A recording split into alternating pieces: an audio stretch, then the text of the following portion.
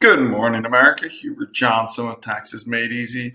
We've got a lot of great information today to share, and we're going to wrap up expenses with the IRS, what's allowable, what's not, and how can you prepare your situation to negotiate with the IRS.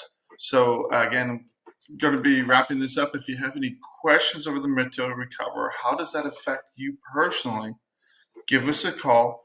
That's what we do. We stand by and we help steer people in the right direction as they prepare for and deal with the IRS.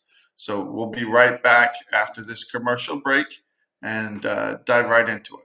So thank you again for watching live or on rebroadcast.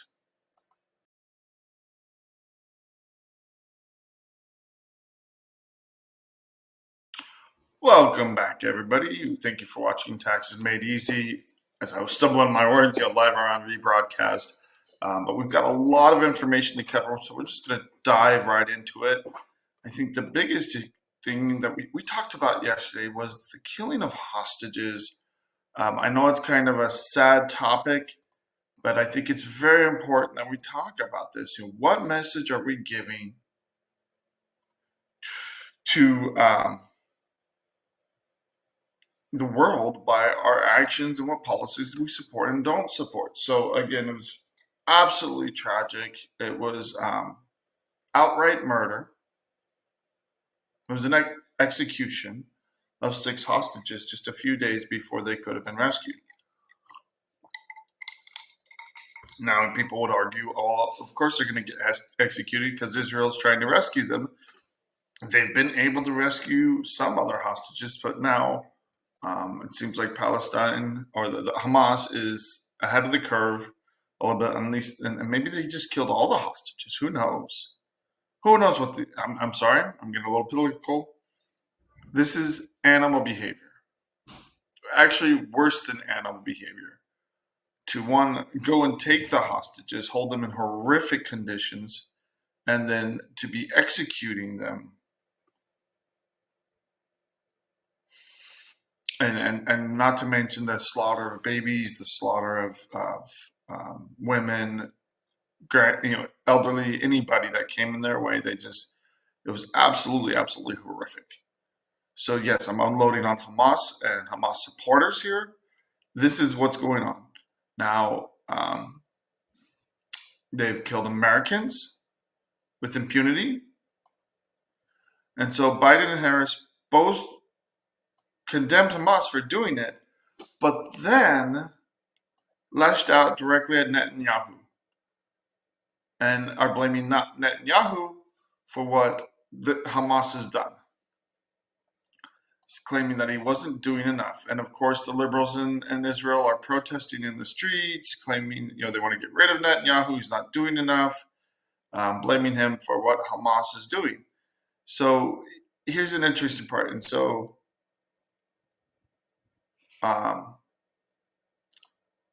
Netanyahu has argued that Israel has made concessions.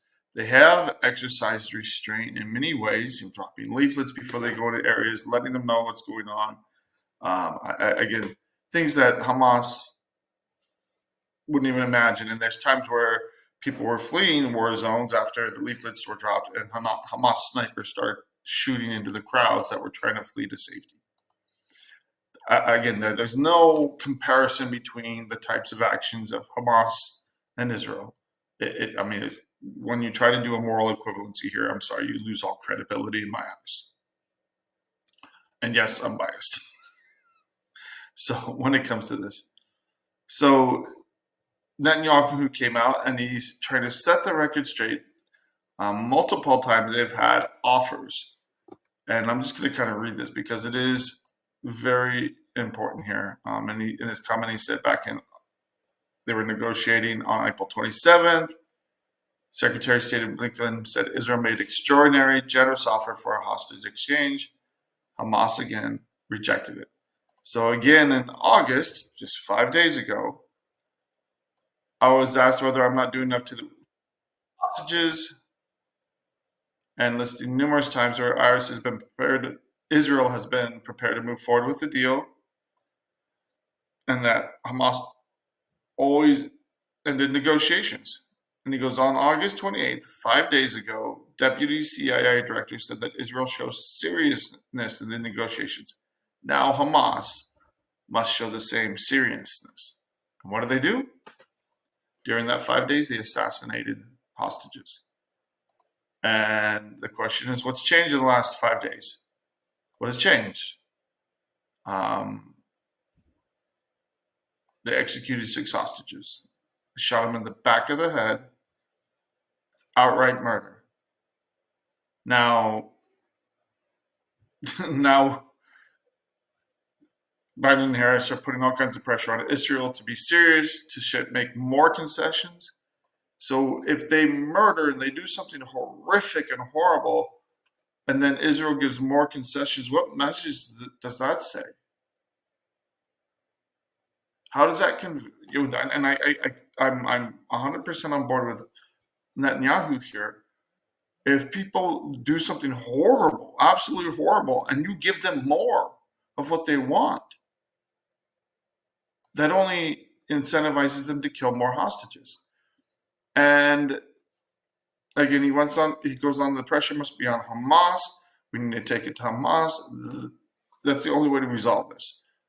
And the key thing here is the hostages are the only thing keeping Israel from really going in and tearing them apart, which is why they grabbed them in the first place. It was all part of their plan. Again, breaking all the rules of war. There's no justifying this. There really isn't. What Hamas has done. And I think part of it is our moral compass can be warped, and it can really be very damaging. So again, there's a lot going back. There's a lot of international pressure really from our administration on Israel.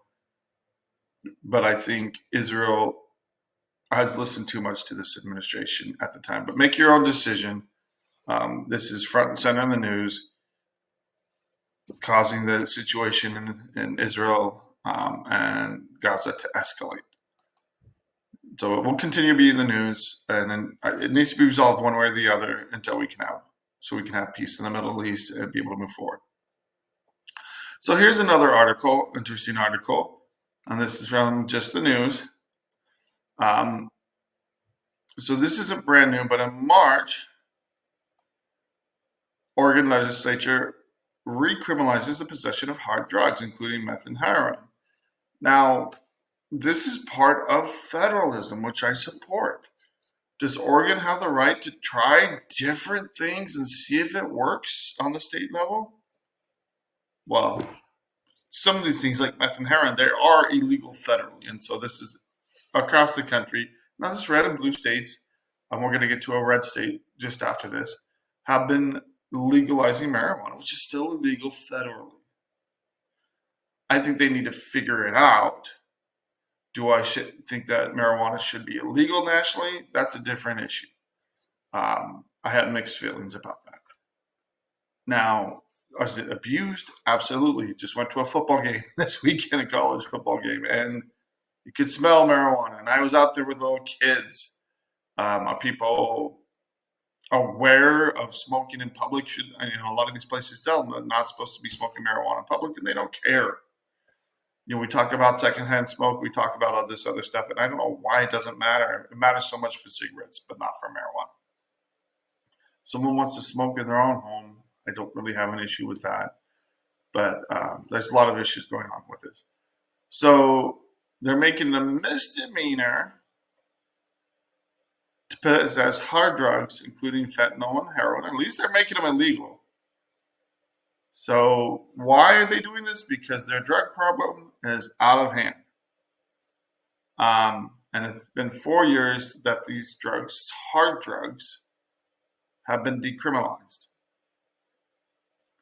So, and this isn't getting rid of the whole decriminalization measure, but part of it. And they have a very high rate of substance abuse in Oregon. So we'll see what happens. And again, they're experimenting. Sorry, didn't mean that. They're experimenting with the changes in law, and hopefully it works out, because drug use and drug abuse is no joke. It destroys lives, destroys people. Moving on to the next story. This is an interesting story. The headline here from CNBC is a little misleading. Yeah, typical of CNBC. And it's by their own words that I'm saying that's just misleading. So it says Trump backs or supports marijuana legislation if done correctly. When you read through this, his actual statement here is, in Florida, like so many other states that have already given their approval, I mean, it's happened in so many states, here in Arizona as well, personal amounts of marijuana will be legalized for adults with Amendment 3. He says whether the people like it or not, this will happen through the approval of the voters. I mean, just the polls are probably already showing it's overwhelmingly going to happen.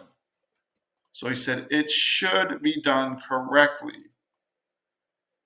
He said create laws, the legislature needs to act to create laws that prohibit the use of it in public spaces so we do not smell marijuana everywhere we go, just like I was just complaining about. So he doesn't necessarily support the law. He's saying it's going to happen anyway, so why don't we pass legislation around it to kind of protect those that don't want to be smelling marijuana and or breathing it in. So criminalizing marijuana would waste taxpayer dollars with small amounts on it, personal amounts of it on them. But he also adds, no one should grieve a loved one because they died from fentanyl-laced marijuana, which is a huge problem. This is a problem when you have, illegal marijuana, or just it's not controlled. I don't think marijuana is safe or good. That's my personal opinion. I don't ever plan to use it, haven't ever, but it's something many people have. So there's some battles you're just not going to win. So I understand where Trump is coming from here. And at one time, we're legalizing marijuana in one state, but in another state, they're going backwards and saying, hey, decriminalizing hard drugs was a bad idea. Okay, I could tell them that. But at the same time, that's part of federalism, and it goes both ways. But I think that's part of the problem is too often, if we don't agree with something, we think our opinion should be the one that matters, and that other people shouldn't be able to try things in different states. I say try it out, see what works, but at the same time, that state should bear the consequences of those decisions, and so they can, either wants to pay for it one way or the other, and then make rational decisions moving forward. We're hitting another break, so we're gonna be right back.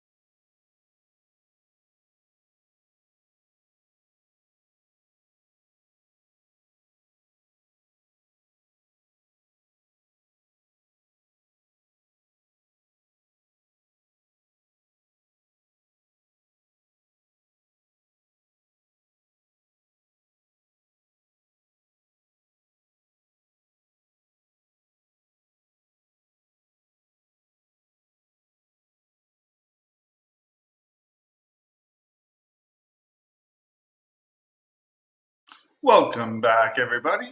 Thank you for staying with us. And next article here that we have already up is about, we're switching gears here and looking at some of the stuff happening economically, not only in the US, but nationally. So, this first article, Volkswagen is struggling like most car manufacturers. They've taken huge major losses from EVs and producing EVs. And Volkswagen's stock has gone down over the last 5 years about 33%. So that's a huge hit. And so Volkswagen's management is saying we need to consider restructuring. We need to consider closing down plant, some more factories, and cutting costs here. The thing is, it's the first time in this nearly 90-year history that they have said they might shut down factories in Germany, where they're from. Now, a little interesting history. Why is it 90 years? Because guess who supported and promoted Volkswagen? Hitler. Why Volkswagen is the people's vehicle, the people's wagons, which is the name of Volkswagen. Have they long abandoned their Nazi roots? Absolutely. It was just a vehicle that was very, very popular for many years and today. So it's interesting that over 90 years they have not cut or done, shut any factories in Germany through lows and highs all over the place. So it's they're meeting tomorrow to lay out plans to cut about 18,000 workers. Where are those cuts going to come? There's speculation it could happen in 2 different factories in Germany. So, of course, they're getting a lot of pushback from the unions. From, again, the unions representing these workers. And they're saying there's no way, no how. And they're actually have a huge part for, they actually are part of the management of Volkswagen. So again, it's a job security program that's been in place since 1994 to protect workers, and but they ended this. But they recently ended this agreement, employee protection agreement, saying, "Look, we have to make changes. Again, our stock is down. We're struggling as a company. We have to act decisively to move forward in the future." And that's what a lot of companies are doing and have to do. Is you have to be dynamic. You have to move, and being tied down really hurts companies. Being forced to pay more benefits than they can afford, it's going to be a huge problem.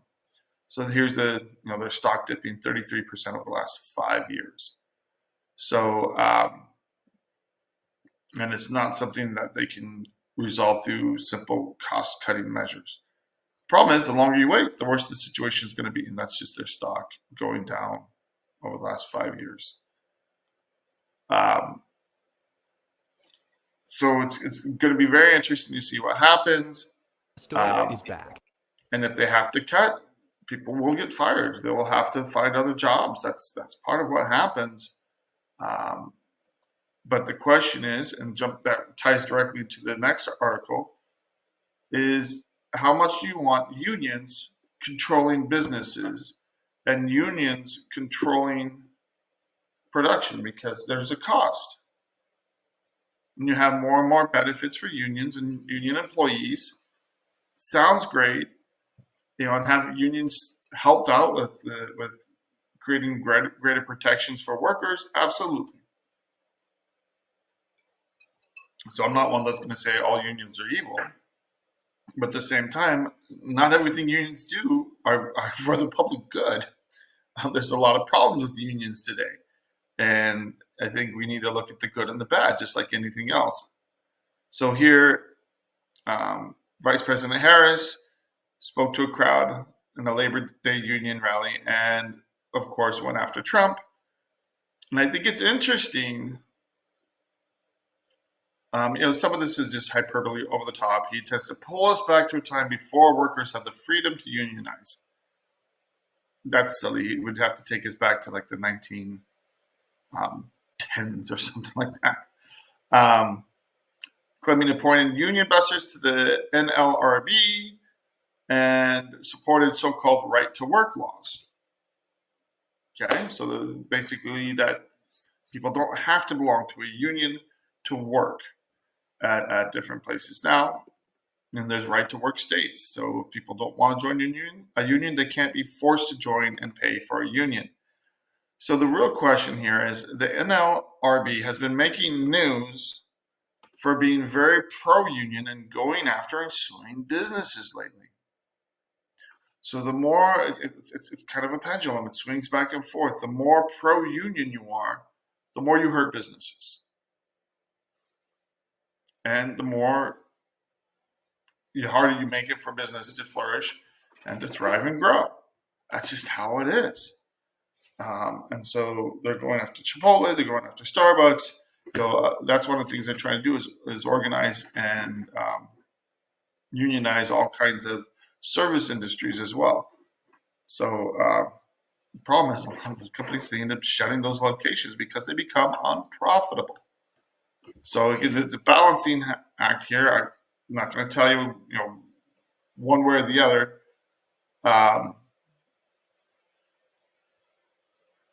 One thing Harris is absolutely going for is, and this is very telling here, she would fight for a future where every worker has the freedom to organize, and that she would pass the Protecting the Right to Organize Act and end union busting once and for all. So give a lot more power to unions. And that can be very concerning, depending on where you think this should go. So it's a balancing act. It's just a clear policy difference. And I actually like that there's a clear policy difference so people can actually make a decision. Do we want more union power? Do we want people to be able to organize and protest and force owners to give up more benefits? Or is that hurting our economy and businesses at a time when they're already struggling? That's a decision to be made. Now, moving on, this is, I think, one of the best pieces of what Trump has supported and suggested, that he's going to audit the government agencies under the next Trump administration to really cut waste and expense. Now, I think he's purposely being vague here. I don't like that he's being vague about this. And this really isn't a huge proposal. I mean, this isn't Trump talking about this. This is Elon Musk. But I think it is very important to really, I mean, if we're gonna address our spending, our overspending, it has to be done, and it has to be done over the entire federal government. So one of the biggest criticisms here is, why are we putting billionaires in charge? And here's the funny thing is, people having an interest in the agencies that they're over is as old as time, and it happens on both sides of the aisle. Classic example, recent example, is Fauci. He made millions and millions off of regulating things that he had investments in. Again, look at Congress. They're invested in up to their neck in corruption with the stock market. There's so many people in power that have connections to green energy right now. It doesn't bother me so much that Elon Musk might be put in charge and have conflicts of interest. I just want the conflicts of interest to be transparent. And that's the problem, is that so many people, it isn't made transparent. This is where you need more government transparency, so that people can make informed decisions as to what they're doing with their power and be held accountable. But again, this government has a huge lack of transparency. The Biden administration has been lacking in the extreme in the transparency department, which is very concerning. So that's my big concern, is having transparency. I don't care if it's Republican or Democrat, so that we can see what's actually happening. Again, talking about Elon Musk, the Brazilian crackdown. So X is shut down and completely banned in Brazil. But here's the concerning part. So if you misgender someone, I mean, and it goes into the history of Twitter, and this is what's happening in Brazil. Brazil is tagging people with a fine of so this is in US dollars, $8,874 a day for anybody that accesses Twitter throughout the entire country. This is what this judge has done. So really putting some teeth to go after anybody that dares access any information on Twitter. This is censorship. This is heavy-handed government censorship. And, again, cite someone who's actually running for Congress. She lived in communist China. She saw what censorship is and is raising these red flags to the American people saying, I saw it, I experienced it. This is where we're going now. So again, and just to give you an idea, the average income in Brazil is around $1,400 a month. Hitting them with a fine of $9,000 a day is absolutely crushing and absolutely, it's just nuts. And so to actually fix that, they're going to have to vote in different people because they don't have a Bill of Rights. They don't have the free speech guarantees that we do. Jumping to the next article, I'm going to try to run through these. Actually, there's so much here. New York Times, can Democrats stop the tax doom loop? What they mean by a tax doom loop is where Republicans pass huge tax cuts that are only temporary. I wish they would stop doing that. If they're going to do it, just make it permanent. Why do they play political games with it? Because normally the Republicans they get to make the Democrats eat their lunch and agree with the tax cuts that usually help people. They become popular. Happened under Bush. He did it twice. Reagan cut taxes. Every single time there's extra funds, they tend to cut taxes. Sometimes there's not extra funds. One of the concerns and criticisms of Bush is that he cut taxes and then spent on wars in Iraq and Afghanistan. When did we really need to have these huge nation-building programs and all this money thrown at wars? And again, I don't want to take anything away from the people that have served there, but I have friends that have served in Afghanistan. Close friends, my brother being one of them. And do we have a clear purpose? Do we have clear goals? I'm not sure we did.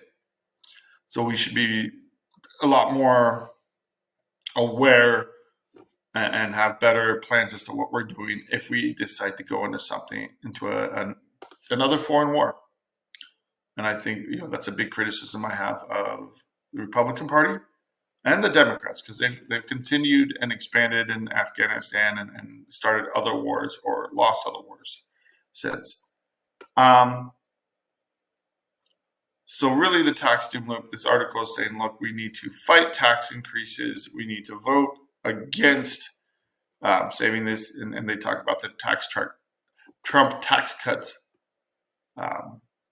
expiring. And really what the New York Times is arguing is that they need to raise taxes on everybody. And so one thing, and this is really what's coming from the left, is that we need to increase taxes. We need to go after taxpayers and businesses and the wealthy and just increase taxes across the board. Here's the huge piece they're missing. Revenues are up by cutting taxes. We have more revenue than ever before with lower taxes. And that's because people are more productive. People are out there creating. I mean, we have more revenues in our government, but the economy is not doing great right now. But revenues are still breaking records. So why tax the rich? Why raise taxes? Why hurt the economy when things are shaky right now as it is? They're so stuck on this. We have to raise taxes. But they're missing the bigger issue here. And this is the bigger issue. So I'm not going to dive too much into this article. Again, the tax debt went up steadily under Bush, Obama. So it's consistently gone up and up and up until now. It's where it used to be 20 years ago. It was closer to 7 trillion. Now we're at 35 trillion and climbing. But the gist of this article, and I'm going to kind of summarize it because we're running out of time. The way the BLS has looked at job numbers, and this is why the numbers are so off. They started looking at job numbers differently, do the paycheck program, and that the government started not only spending more than ever, but they tried to hide the ball on the effect of that spending. So again, 23, we spent 6.2 trillion and received just 4.7 trillion tax revenue. That's $1.5 trillion in debt.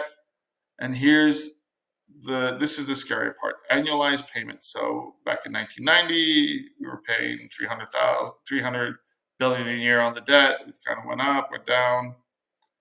And now it's slowly crept up through the Obama years, dropped a little bit during COVID or heading into COVID. And now we're paying well over $1 trillion a year on our national debt. We're on the interest. So we're collecting 4.7 trillion and spending over 1 trillion of that. So over 22% or more than a fifth of it just on our debt, just on the interest in the debt. So it's like if you have a credit card and you have 47,000 a month, you're spending $1,200 a month just on your credit card payments. That's insane.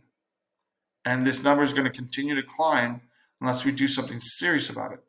So there's no free lunch on the debt, but they've been fudging the numbers with a new program called on RPPP, where the government is borrowing from the government and doing a money shuffle. And the crazy thing is that this is going to run out. So this is going to run out going into the U.S. election, or the hope is that it runs out right after the election. So when this runs out of money and this shell game that the government has been playing to fudge the numbers, thank you, Janet Yellen, is just to get the Democrats through this election. Again, hiding the ball. And again, there's another article here about why we can't trust the economic statistics. Our unemployment numbers we're seeing were wildly off by almost 1 million jobs. Our inflation numbers are off. I'm not going to dive into this just because it's too much right now, but it talks about how the numbers that we started tracking first in the early 19th century didn't work in the 1970s with stagflation. And this is when in the Nixon and Carter area, we spent like crazy, overspent, trying to fix the economy. And what happened? Stagflation. We saw government trying to fix things by overspending and just blew things up. We are now repeating the same mistakes. And to be fair, Trump started it with COVID. And yes, the Democrats and everybody was pushing him to spend to prop up the economy during the emergency that we created by shutting down the economy. And now it's going to blow up in our faces. So we need good numbers. We need to know exactly what's happening in the economy, and having wildly inflated numbers and issues doesn't help anybody. We need accurate numbers, and that's my biggest problem is the government is hiding the ball from its own citizens.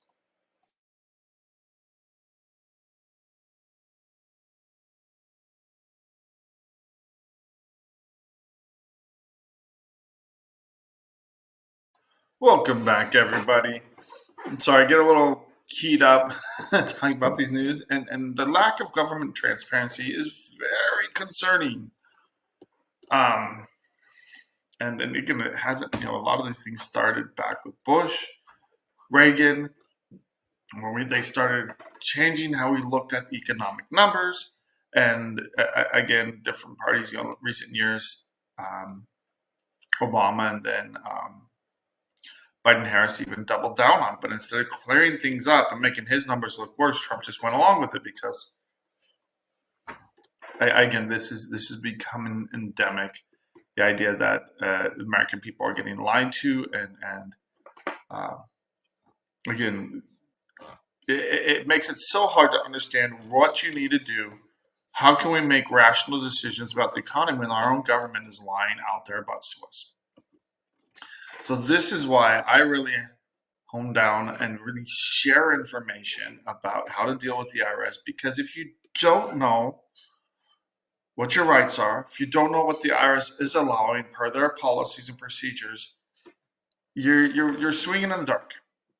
You don't know how to hit that home run. You don't know where to aim. You don't know how to plan to deal with the IRS. So that's why understanding the expenses, income and expenses here is so important. So I'm going to step back into where we were as far as expenses, what the IRS will allow, won't allow. We really hammered in as to the different standards. We're going to step away from the standards and go beyond that. The last time we really focused on was transportation. If you have questions, go back and watch the video from yesterday. I labeled them very quickly. It's not the first time that I've talked about this. But one of the biggest expenses that people, besides housing, utilities, and food, and this can actually really hurt people, are current year taxes. And it's so important that you're caught up on current year taxes. I can't emphasize this enough. If the IRS now, they look at your case, and also the states, and you're not paying in enough taxes, and you've owed year after year, especially if you've owed multiple years, they're not going to give you a deal. They're not going to give you any kind of resolution until they can see that you've got it figured out. Either your situation has changed where you're not going to owe moving forward, or you've lost your job or something. So there has to be a change in situation, or you need to be paying enough in the current year so you don't owe taxes moving forward. Otherwise, they'll tell you, well, why would we give you a deal? You're just going to owe again next year. And guess what happens? If you do owe again next year, you're going to default any arrangement already set up for you. So this is one way that we really focus in our company here at Guardian Tax Law, to make sure that when we set up a resolution, it's going to last. It's going to be something that works for you, the taxpayer, long term. So part of that is you have to be making estimated tax payments, or you have to have sufficient withholdings in the current year. Now, the funny thing is, a lot of people say, well, if I owe $4,000 or $5,000, I just pay it at the end of the next year. I had someone that was doing that, and they were paying about $10,000, and they just pay it off at the end of the year. First of all, you're going to get hit with an 8% penalty for not making payments throughout the year, and it just jumped from 3 to 8% this last year. Thank you, Congress. So there's that. It's going to cost you a lot more to do that, but it's a pay-as-you-go system. So legally, you're supposed to pay throughout the year. And if you're just paying it off at the end of the year and you don't owe Congress, and you do have one bill that was just too big and you're handling that one bill, they're not going to care too much, but they're not going to give you credit for that payment. So if you pay $10,000, let's say you pay $12,000 at the end of the year. Let's make it math easy. That would have been $1,000 a month throughout the year, and if you just pay it off at the end of the year, they're not going to give you credit for that as a yearly expense. And I fought this tooth and nail with the IRS, and they're not going to budge on this. And I've seen plenty of other situations where if you make a big lump sum payment at the end of the year, the IRS says, thank you for your money. I'm not going to give you any credit for that as an expense. So when you do your monthly budget, here's our income, here's our expenses. There's going to be a big gaping hole in monthly taxes. Now, this is for federal taxes, state taxes, and local taxes. The only thing that doesn't fall in this category are property taxes, which fall under housing and utilities because it ties in directly to your home, and it's usually just wrapped in with your mortgage. So I've advised so many people to change what they're doing. If they've been paying it off at the end of the year, start paying it quarterly at least, if not monthly, because you build that habit of, okay, now I'm going to stay on top of it. I know what I need to do. I'm going to pay that every month without my regular bills. It just makes it easy. It makes it a monthly routine. You pay your monthly bills, you pay your taxes. Now you can just send that out to the IRS, or what you can do is you can put it in a bank account, a separate bank account, so you have that every quarter to pay your taxes. But you're taking that tax money, you're putting it aside, you're paying your quarterly taxes. If you're already in trouble with the IRS and you need a quick resolution to stop them, it makes sense to do it monthly, because then you create a track record. They want to show a history of compliance, which is at least 2 to 3 payments. They prefer 3. And if you're doing it quarterly, that takes 6 to 9 months to establish that. If you're doing it monthly, 3 months. You establish that history of compliance much quicker, so then you can get into an installment agreement. And so that's where another reason to make regular payments. Long term, if you can figure out how to do it quarterly with your bookkeeper or CPA, great. That's fine. But in the short term, it's always better, when you're dealing directly with the IRS, to get those payments started. And you get full credit for that. So let's say you have $6,000 in expenses, or $6,000 in income, and you have $6,500 expenses. One thing to, some allowables can help you. But if $1,000 of that is taxes and you're not paying the taxes regularly, then they're going to show, hey, you can pay us $500 a month, even if you can't afford it, even if at the end of the year you end up owing, or at the end of the year you tend to just pay it off, you borrow the money, whatever, you scrape together the money to pay it off. So it helps you avoid penalties and interest. It helps you get in a resolution, and it gives you another larger allowable expense that you have to pay anyway. So give us a call. I mean, it's very important to get the estimated taxes squared away, or increase your withholding so you're not going to owe moving forward. Now, this also matters for the state.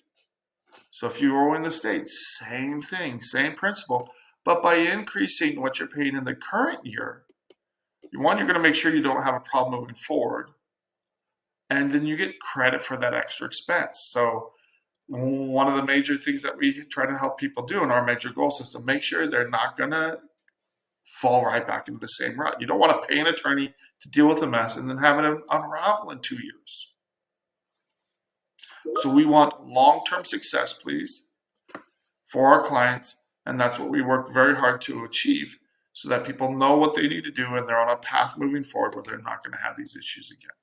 So this is such a problem. People would think, okay, enough already. I get it. It is such a common thing and problem here. So other types of taxes that they'll give you credit for, maybe not full credit, but they will, depending on what you're doing. And I tell people all this time, pay off the states, pay off local taxes before you pay off the IRS. IRS tax debt technically has priority, but IRS tax debt expires quicker. You usually have better options in dealing with the IRS, and there are clearer rules that you can take advantage for yourself when dealing with the IRS versus state. So I almost always tell people, pay off the states first, and if you get on a payment plan with the state or with a local debt, property tax debt, any kind of tax debt, sales tax, you will get credit for that, for paying taxes, even past due taxes, for necessary expenses. Consider an expense that you have to pay. Tickets, if you have a judgment against you. So these are all considered. You're paying your taxes, you're paying the state in one form or another, and they'll give you credit for that. Now, I mentioned judgments. So if you have a criminal case and you have an amount you have to pay, you'll get credit for that. Anything ordered by a judge becomes a secured debt. Child support, alimony. Um, if you have any kind of criminal hearings, if you have civil hearings and that you're ordered to pay.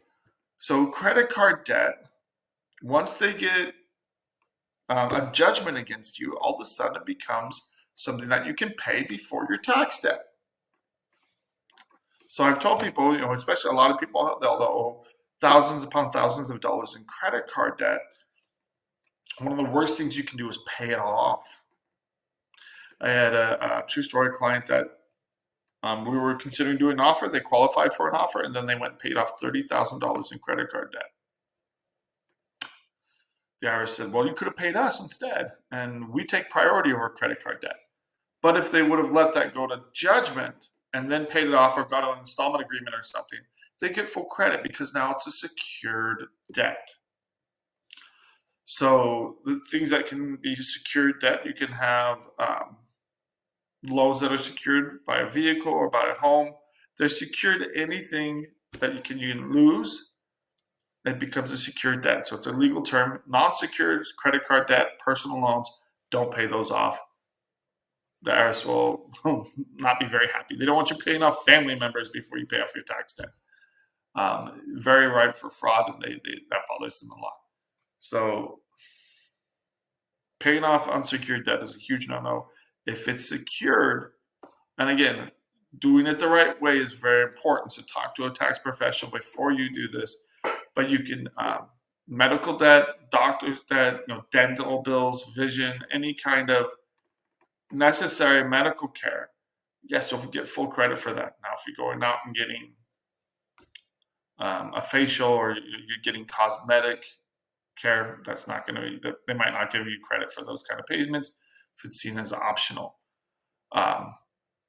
But again, a lot of dental bills, people go in and get dental implants and they get full credit for those payments and expenditures of money. So it's got to be seen as reasonable and necessary. Student loans is a big payment that a lot of people have. You get full credit for those student loan payments as long as you're responsible for them. So if you're paying your son's student loans and you are not connected to the debt, you're not going to get credit for that. But if you are a co-signer as a parent and you're on the hook for paying those loans, they will give you full credit for paying your children's student loans. Whether or not you should do that is a different issue. But anything that's secured, anything that's considered as prudent planning. So one of the things that they will cover are disability payments. So long-term, short-term disability payments or insurance payments, long-term care insurance. If you don't have it, you might want to look at it. That is a big one. And term life insurance. You'll get credit for all of these. AFLAC, so for, again, that's short-term, long-term disability payments, but it also helps pay for other expenses. It covers more than just your typical long-term, short-term care. So a lot of these policies just are often through your work, and you can sign up for those. If you get it privately, you'll still get credit for those payments because it's all seen as prudent planning. Now, the one area that's not seen as prudent planning, I've already touched on this in the asset section, is whole life insurance. Whole life insurance is absolutely not seen as prudent planning. They will not give you credit for the monthly payments, and they will want any cash value that's been accumulated in these plans. Term life insurance, they will allow for all day long as it's reasonable. If you are an owner of a company and you have a couple $1 million policy, makes sense. If you pass away, the company's going to be in a world of hurt or needs something to transition, or your family, or if you have bills, your estate would need to be settled. If it makes sense, okay. But if you just a normal average guy and you go out and get a $500,000 policy, that'd be great. But if you go out in dollar policy, not so much. Health insurance, again, prudent planning. You'll get full credit for health, dental, vision insurance. all within reason. Childcare. What you spend within reason for childcare, you'll get full credit for it. But it can't be extracurricular. I'm paying for my kid to go to soccer, and they watch him there while so many times a day, or if it's football or anything like that. If it's a day camp or anything like that, you have to argue for it. But a lot of that they're not going to allow for extracurricular activities. But as long as you have both parents are working or one person's unable to take care of the children, they will allow for that. But if you have one parent that's at home full time and you're still doing childcare, they'll probably ask you need some kind of explanation here. So I will probably wrap this up on expenses. That's most of it, but I'm sure I'm missing a few things here and there. If you have particular questions about does this qualify, how will this be treated, call us 520-485-7371 or find us online at guardiantaxlaw.com. And we are out of time, so have a great day.